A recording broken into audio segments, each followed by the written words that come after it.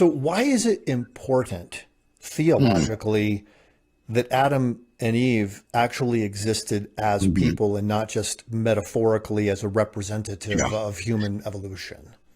Well, for many Christians, say in the Catholic or Orthodox or Protestant Reformation traditions, who hold to the doctrine of original sin, the historicity of Adam is absolutely crucial, because if there was no such person, then the doctrine of original sin is just a fiction, and we can be held neither culpable for Adam's sin nor corrupted by it if there was no such person as Adam.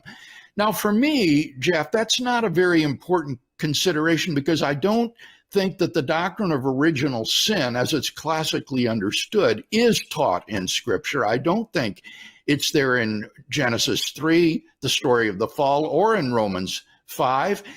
But I do think that Paul commits us to the historicity of Adam, in that Adam was the floodgate, as it were, through which sin and evil entered the human race and then spread to all people.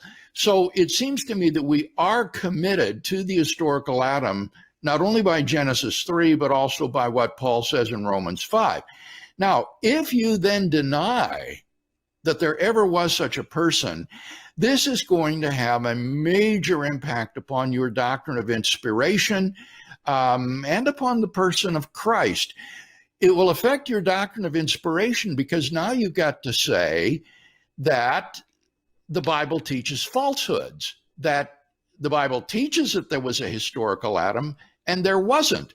And so how are you going to adjust your doctrine of inspiration so as to allow that? That's a difficult process that I'd rather not go through. The other thing is Christ himself. If Christ is divine, then he must be omniscient. And that means, among other things, that he cannot hold any false beliefs. But I think it's very clear that Jesus believed that Adam and Eve were real historical persons. So if you say that Jesus was wrong in this, that he held false beliefs, how do you preserve his omniscience? And if you can't preserve his omniscience, how do you preserve his deity?